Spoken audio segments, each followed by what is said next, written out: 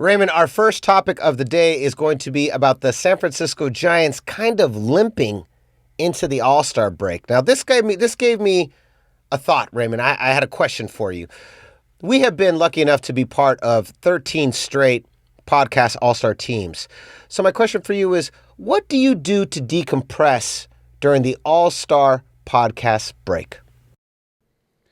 You know, I think about just getting away. That's a good question. I don't think we've ever really talked about this, but I like to just get away and just unplug. So what I do often during that time off in the morning, I kind of just start with a nice cup of joe, and I'll open up the newspaper and I'll read the sports column section.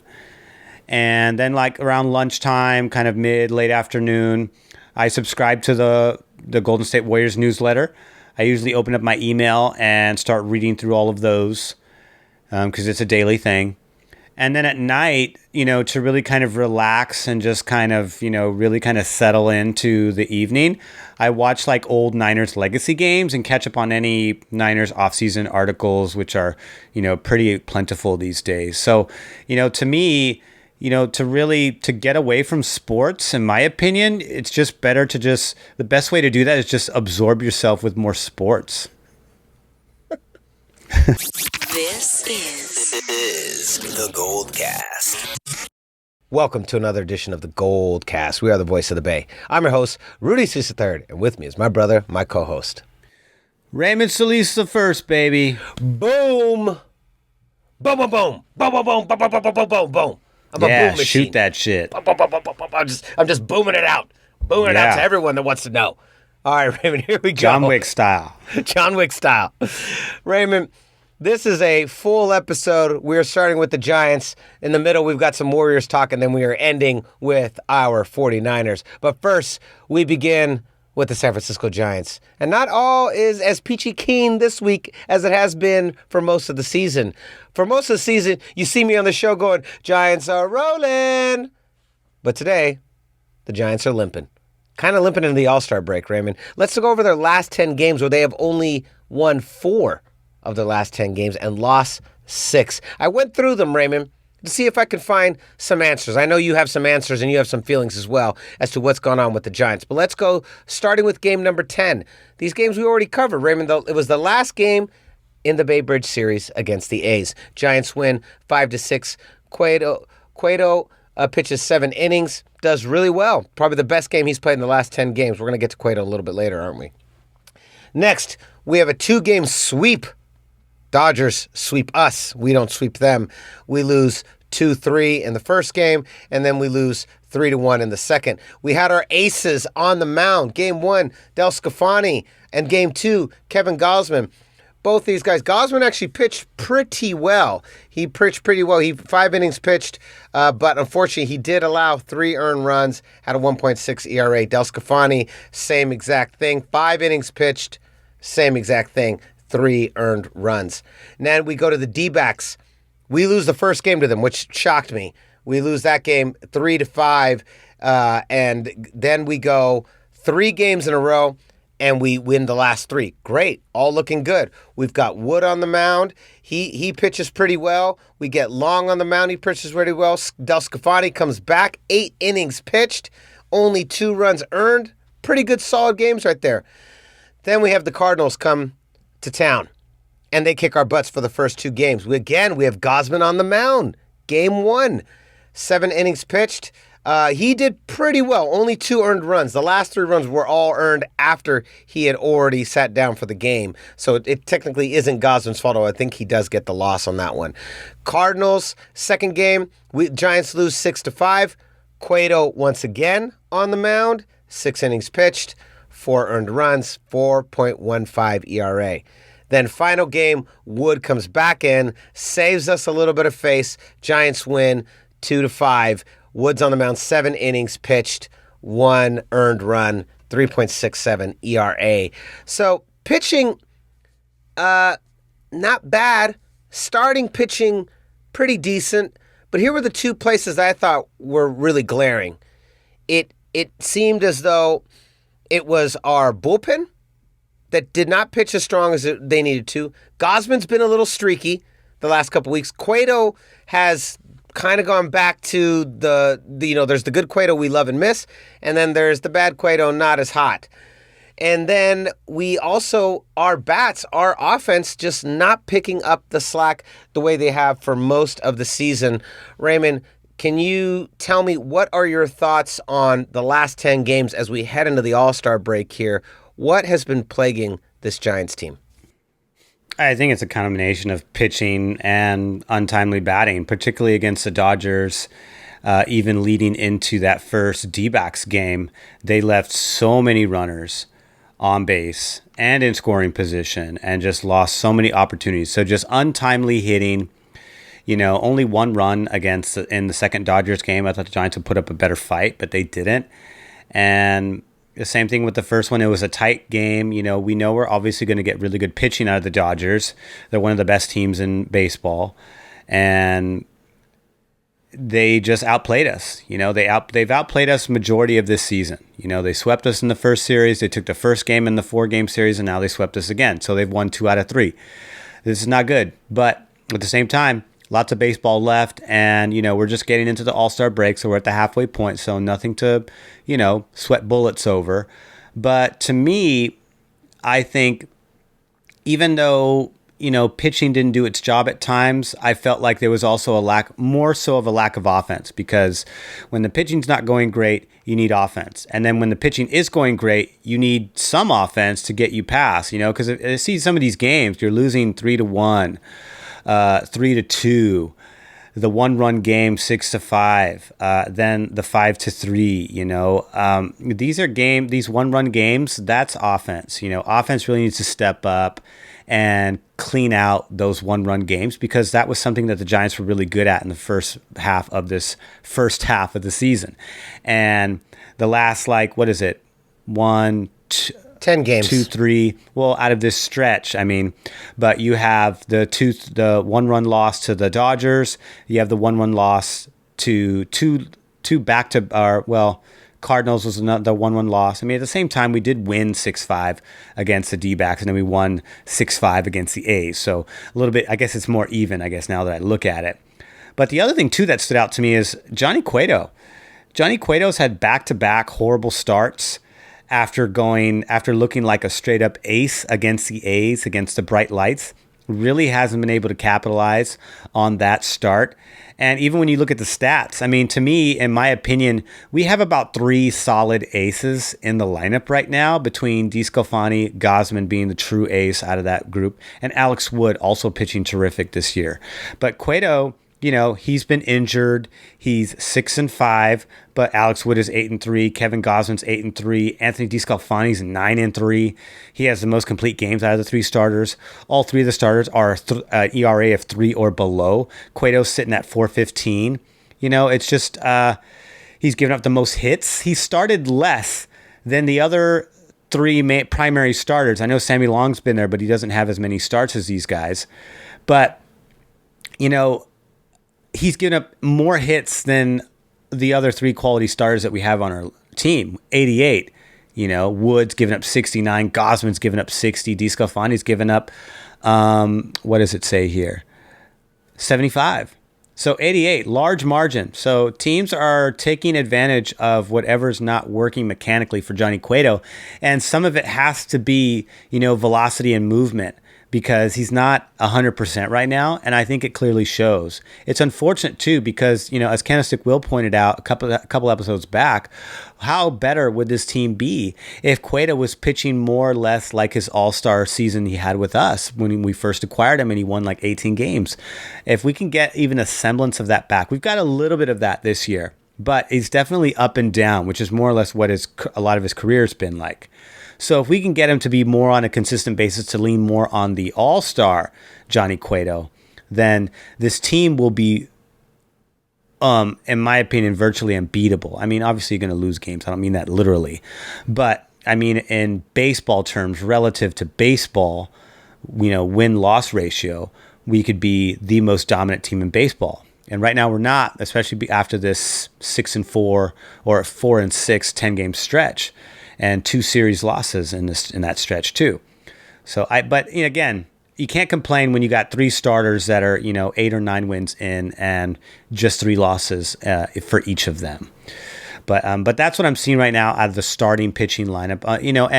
And there's a little bit of blame to be spread over there in the bullpen too. Some of them lost some games late. Rogers was a little shaky in the last start last night, but they were able to clean it up, so that was good to see. But they've got some guys there like Scott Kazmir, former Athletic, who's kind of a shell of himself, unfortunately, who was really good at one point. Jake McGee's, I think, been solid as the closer position. Not a true closer, in my opinion, at least what we've been used to as far as Giants closers have been going. Rob Nen, Wilson, Romo, guys with nasty velocity, nasty movement. Jake McGee doesn't quite have that, but he's been a serviceable, rotational closer, because we don't always use him as the closer, but he's been the primary closer in terms of save opportunities. But outside of that, as long as we get a break here, I think it'll be good for them, get their bats in order, get the pitching in order, and then get back to winning. They were able to salvage the win from the Cardinals to avoid the sweep, so that was good to see. Giants don't have many sweeps this year. 2 games, I know the 2-game series against the Dodgers is technically a sweep, but we know in baseball, the average regular season series is 3 games. It's best of 3. So, it's a little bit jumbled this year because of the way that the schedule's been aligned. So I'm not going to give the Dodgers full credit for the sweep there. Just going to give them the 2 games. They win the series, and then we'll move on from there. So anyways, I just got to keep things fair. I don't make these rules. Raymond, is Cueto the Barry Zito of this current era? Well, he might be. He's definitely the weakest link in the starting rotation. I mean, there's no doubt about it. The stats completely do not favor him that well at all. In every single statistical and all of the primary statistical categories on the starting pitcher specifically, not bullpen or relief or anything like that. Cueto is at the bottom of the barrel of the rotation, with the exception of Long. But again, Long has only had 5 starts. He's a rookie. And he's a rookie. So there's also that to consider as well. So Cueto is the weak link right now. So yeah, he is the Barry Zito. Barry Zito was part of the big 3 in Hudson and Mulder when he was in Oakland. But when he came to the Giants, he was again like an inconsistent version of himself until the World Series when he finally shined through. He earned his money in 2012. He really did. He certainly did, and I was happy to see him do that because I was always a fan of him when he was in Oakland. That big 6'3" curveball of his was great. But Cueto, unfortunately, he still has a winning record technically, and hopefully he can pick things up and I think the All-Star break will be good for him because he needs the rest. We play tomorrow, but I think the All-Star break can't come soon enough because I think some of these guys need some rest. We're one of the more banged up teams in baseball. Brandon Belt has been back to baseball activity, but he's not coming back anytime soon. Lamont Wade Jr. had a wrist sprain or thumb sprain or something like that in the last game. He stepped out. So that's unfortunate because he's actually a hot bat that I really need. I want to see him in the lineup because of what he's been contributing so far. So I think the break will be a good time for us to kind of regroup. I agree, and let's hope they can put it together and get back to their winning ways after the All-Star break. All right, Raymond, moving on. We've got Golden State Warriors. There's, it's funny because a couple episodes ago I told you, let's pay attention to this Damian Lillard situation in here. And of course, there's already been some rumors. He was seen I believe it was at a Sparks game with LeBron James, and we all know what that means if he's sitting courtside with LeBron James. We all know what LeBron James is doing sitting next to Damian Lillard. Yeah, it's called tampering. It is called tampering. But Raymond, they during media availability at the American Century Championship Celebrity Golf Tournament, of course, our boy, golf enthusiast Steph Curry was in the building, and they asked him about the team's offseason plans, including draft, free agency, and just what his thoughts were, and where exactly he was with the team. Curry said that he had met with Joe Lacob, Steve Kerr, Bob Myers, the GM, and said that everything is on the table. Quote, "It's a great position to be in, knowing how we're trying to retool and the level that we're trying to get back to. We have a lot of work to do. with potential picks, guys coming back, hopefully enticing some free agents to come out to the Bay and be part of a winning organization, how we do things. I feel like everything's on the table at this point. There's a lot of time before the draft and before training camp and free agency period. Raymond, I'm going to say this, and I've said this already. The Warriors need another star. They don't need a superstar, but they need another star. Now, if they can somehow find a way to get Damian Lillard's already come out and said that he has not requested a trade. So if anyone is saying that, it's not coming from him. He's already shot that rumor down. But we know in the back of his mind, it's something he's considering.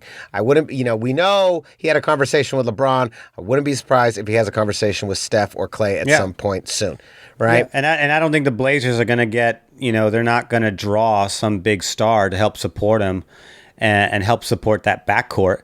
Because the one thing that the Blazers lack is consistent defense and, quite frankly, better coaching, which is why, what's his name? I forget his name, but he's out over there, and that's because the Blazers need to do something. They're running out of his prime. And when that window closes, you're going to be in rebuilding mode. So if I was Damian Lillard, I'd be thinking that too, because he obviously wants a chip. He does. He's looking at CP3 this year and being like, if he can do it, I can do it. I got to do this. Kind of like the way we talked about. And he doesn't have to wait as long as CP3. No, he doesn't. And, kind of like the way we were talking about how we all feel like Aaron Rodgers looking at Tom Brady last year going, okay, what am I doing now? What on earth am I doing here? But getting back to this, as far as the Warriors are concerned, they need another star. Now, Damian Lillard obviously is a superstar, and who knows? I mean, you'd have to mortgage the house to get him.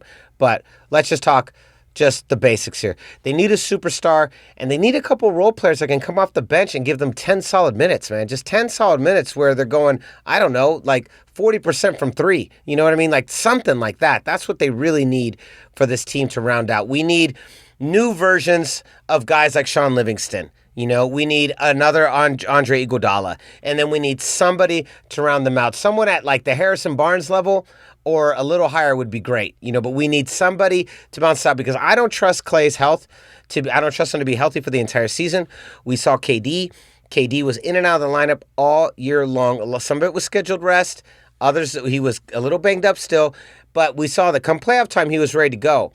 I expect something like this for Clay. Clay's been out for 2 years in a row, and it was both legs. One ACL, then the next, the Achilles. Yeah, even worse than KD. So he's going to be even more micromanaged in terms of his minutes than KD was. KD is on another level mentally, although Clay is not too far behind.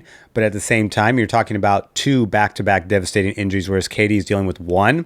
So I have to think that mathematically that's going to lead to Clay playing less minutes than KD was, and both of them had managed minutes. Yes. And so I'm happy to hear that everything's on the table.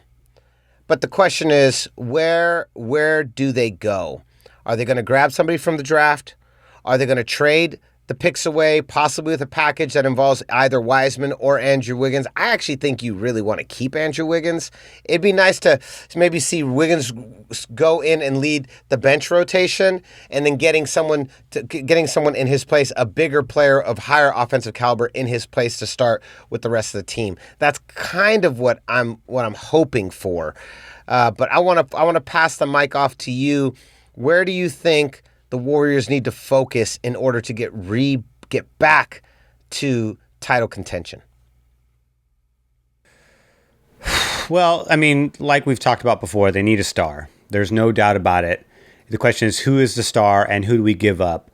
Ideally, I'd like that transaction to happen without giving up Wiggins, because I think Wiggins is the key to the second unit next season, because he really thrived in our system. The pressure was off of him to do everything, and he feels much more comfortable as a contributing role-playing star versus a primary role-playing star. And he can also do two-way, as he showed this season. And if he stays in that system for another year, he's only going to get better in my book. So I think the stats will go up in his book, even if he's coming off the bench. I think it might not translate to him scoring more points, than he did this year because he was a starter this year. But I think in terms of efficiency, his efficiency will go up in this system if he is in a role such as leading the second unit. So I'd like to, whoever that stars, Lillard's going to start if he comes here, but you do have to mortgage quite a bit to get him. And I just don't know if that dream is in the Warriors, sleepy nights right now. So, but what I do think is that whatever that equation is, whoever that player is to come over, or it could be players, could be two really solid role players, two players that are on Wiggins level. They're not necessarily on a superstar Lillard level, although that would be ideal. But if you get two players that are like Wiggins, I'd be happy with that too, because in that scenario, you can also accomplish that without giving up Wiggins. Yeah, we'll see. I agree. Here at the GoldCast, we're like, let's find a way to keep Wiggins. Maybe mortgage off these draft picks, maybe trade James Wiseman, but let's keep Wiggins. Wiggins, I think, can be a real strong contributor, but they need another star. Steph and Klay need somebody offensively to help carry the load because we can't depend on Klay to play for the entire season. All right, Raymond, moving on. Our boys, 49ers. This one's kind of interesting. This is interesting. We have Kyle Shanahan. He's on Flying Coach with Sean McVay and Peter Schrager. That's a podcast on The Ringer. And they were talking all kinds of different stuff. And the main one that I thought was the most interesting, there's a lot of we could probably spend an entire episode just dissecting everything they discussed on that show. But the one that I thought was really interesting was that Shanahan admitted that had the 49ers caught wind that the Rams were close to finalizing a deal with Julio Jones, then the Niners would have been forced to hop in and make the trade. And this is what he said. He said, this is what Kyle Shanahan said on the show. That's our biggest fear in Julio, is that Sean's going to go for him. Like, my first choice is, man, I just wish Julio would go to the AFC. But if he's going to the NFC West, we got to make sure we get him, because it almost ends up being an arms race. I know how good of a job Sean does. I know how good of a job Pete does. I know how good of a job Cliff does. And everyone's got quarterbacks. I always say, let's do it the right way, which there's no right or wrong way, but you don't want to have to risk your future to compete in 1 year, which is what the Rams do every year. And that's the hardest thing about being in our division, because I know how Sean rolls. That's very similar to me. And I can see the other two guys in our division. So Julio would have helped everybody, but you know what it's going to do to your organization for that year and for the years to come. And that's a really risky thing. But man, if Sean's getting him, I'm going to risk that. I know how he thinks. That's how we all think.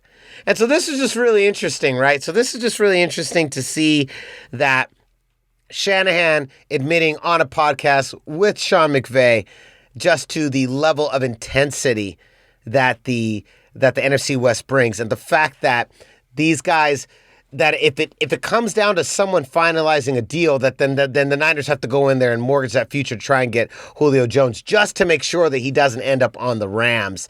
What are your thoughts on Shanahan admitting to the arms race that exists in the NFC West that really got started between Harbaugh and Carroll and has now spread to all four teams as here we are 10 years later? So wait a minute. Let me backtrack real quick before I respond to that. Sean McVay is in the room with him on the podcast, or at least on the podcast with him. So he's hearing him give these compliments, and and they were trading stories about their time together in Washington, and they talked, like Sean McVay was talking about like one of the times that he really pissed off Shanahan, like really drove him nuts as his assistant. They were just sharing all kinds of stories, talking about their Super Bowl losses, everything. Yeah, so I think basically what he's saying is that some of the big moves that they make is not necessarily because they want to do it, but because they have to keep those players out of the hands of division rivals.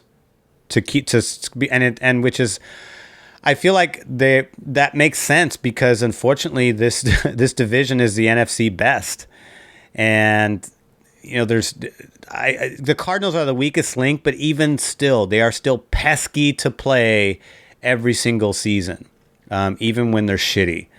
So I think that makes sense. It sucks because it's like you do have to consider making these really big acquisitions, which does require draft picks more often than not in order to keep top tier players out of the hands of the Rams.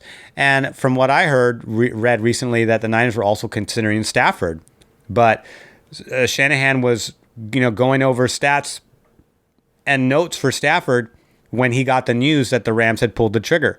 And he was like, and then he got frustrated about that. So it's like, that's another one. But again, I'm very happy with the way things turned out. I'm glad we did not get Matt Stafford, because to me, that is a short-lived boat that could very well derail midseason for them. Yes, absolutely. And I hope the Rams derail midseason. That's not me saying that I hope that Matt Stafford gets injured. I don't at all. I don't hope for anyone to get injured, but I do hope the Rams derail midseason. But it is just interesting to see that they're very conscious of the arms race.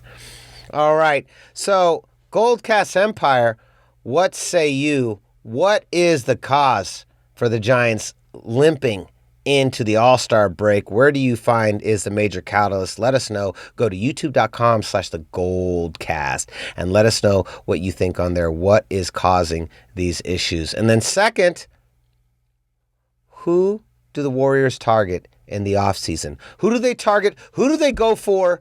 What is the key? What is the cog that we need to take this to the next level? And don't say Damian Lillard, because we all think that. I want to hear something more creative. Don't say Damian Lillard. Let us know. Go to youtube.com/thegoldcast. And don't forget to like, comment, and subscribe, and turn on that notification bell. And we'll see you next time. And so, let's do this right. And so concludes another edition of the GoldCast. We are the voice of the Bay. I'm your host, Rudy III, and with me is my brother, my co-host, Raymond Solis the first, baby. Boom! We'll see you next time. Same GoldCast time, same GoldCast channel.